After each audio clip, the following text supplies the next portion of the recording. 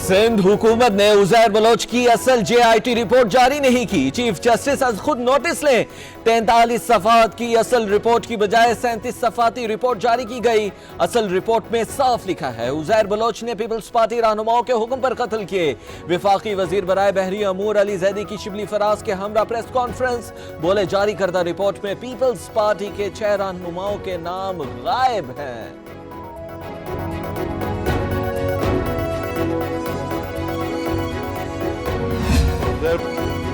Uzair Bloch एतराफ़ कर चुके कि उनके सर की कीमत आसिफ जरदारी और फरियाल तालपुर ने ख़त्म करवाई। सिंध हुकूमत की रिपोर्ट में बहुत कुछ मिसिंग है।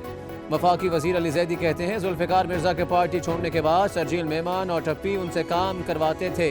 जारी करदा JIT में जराइम का जिक्र है, किसके कहने पर जराइम हुए नहीं बताया गया। दहशत गर्दों के बहुत से सहूलतकार असम्बलियों में बैठे हुए हैं।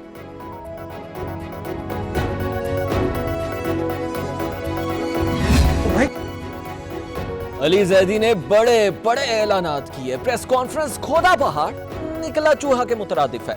विफाकी वजीर ने असेंबली के फ्लोर पर झूठ बोला। ये सारी बातें तो सोशल मीडिया पर चलती रही हैं। उनके पास जो मौजूद कागजात पर मौजूद हैं उन पर दस्तखत नहीं है। कौन लोग हैं जो अली जैदी को ये कागजात दे रहे हैं? तर्जुमान सिंध हुकूमत मुर्तजा वहाब की साथी वज़रा के हमरा प्रेस कॉन्फ्रेंस, बोले सरकारी दस्तावेजात पर मोहर होती है। उजैर बलोच की JIT रिपोर्ट पर 7 अफसरान के दस्तखत हैं। मैंने पहले ही कहा था ये चवल वजीर हैं, हर बंदा वजीर आजम बनना चाहता है। लियारी की हालत को बेहतर करने के लिए उजैर बलोच के सर की कीमत वापस ली। उस वक्त कराची में अमन का क़याम मकसूद था। वजीर तालीम सिद्द गनी कहते हैं कि उजैर बलोच का किसी पार्टी से ताल्लुक नहीं। बताएं उसने किसके कहने पर पीपल्स पार्टी मुखालिफ मुजाहिरे किए? हबीब जान किसकी इलेक्शन मुहिम चलाने आया था?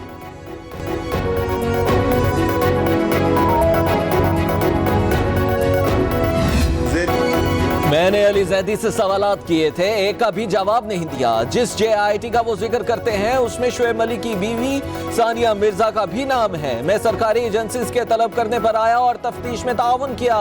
पीपल्स पार्टी रहनुमा अब्दुल कादिर पटेल कहते हैं दहशतगर्दी का केस तो इमरान खान पर भी था, तो क्या वो भी दहशतगर्द है?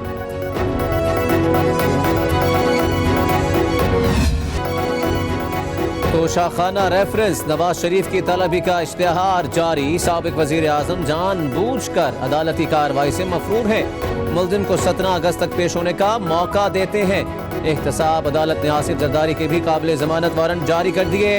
साबिक सदर को अदम पेशी पर गिरफ्तार करने का हुक्म। मेगा मनी लॉन्ड्रिंग केस, एहतसाब अदालत इस्लामाबाद का आसिफ अली जरदारी पर 24 जुलाई को फर्द जुर्म आयद करने का फैसला। फरियाल तालपुर की हाजिरी से इस्तस्ना की दरखास्त को कबूल कर लिया गया। तफ्तीशी ऑफिसर की जानिब से मजीद वक्त की इस्तदा मंजूर। शरीक मुल्जिम ने प्ली बार्गेन की इस्तदा कर दी।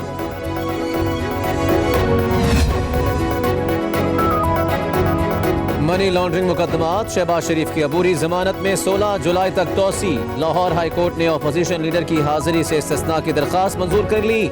मुल्जिम का कोरोना टेस्ट नेगेटिव आ गया, फिर क्यों पेश नहीं हुए? अदालत का इस्तफसार।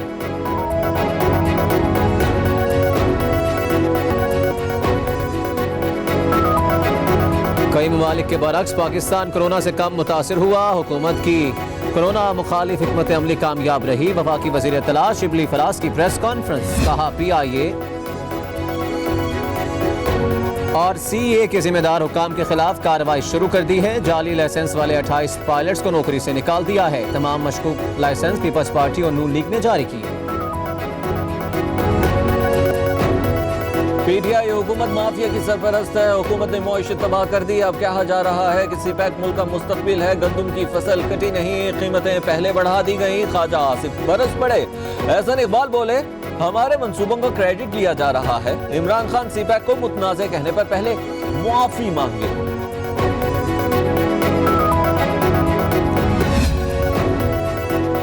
अपोजिशन लीडर शहबाज शरीफ का स्पीकर कौमी असम्बली असद कैसर के नाम खत। मीडिया उमूर के हल के लिए पार्लिमानी कमेटी तश्कील देने का मुतालबा।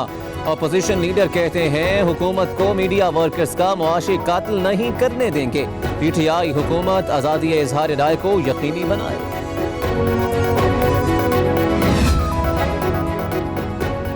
इस्लामाबाद में मंदिर की तामीर के खिलाफ एक और दायर दरखास्त पर फैसला महफूज। जस्टिस आमिर फारूक ने फरीकैन के दलाइल सुने। इस्लामाबाद में पहले 3 मंदिर मौजूद हैं, मजीद मंदिर की जरूरत नहीं है। तामीरात पर इखराजात फजूल खर्ची है, दरखास्त गुजार की इस्तदा।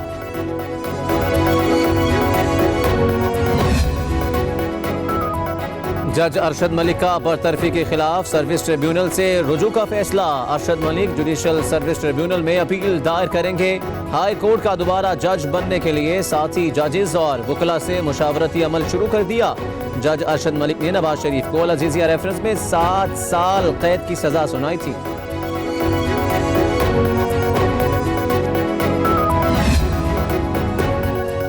उज़ैर बलोच के खिलाफ मुकदमात में अहम पेशरफ्त। कराची इंसदाद दहशतगर्दी अदालत ने ताजिर अगवा और कत्ल केस में फर्द जुर्म आयद कर दी। मुलजिम का सेहत जुर्म से इनकार। अदालत ने गवाहान को तलबी के नोटिस जारी कर दिए। उज़ैर बलोच को सख्त सिक्योरिटी में अदालत लाया गया।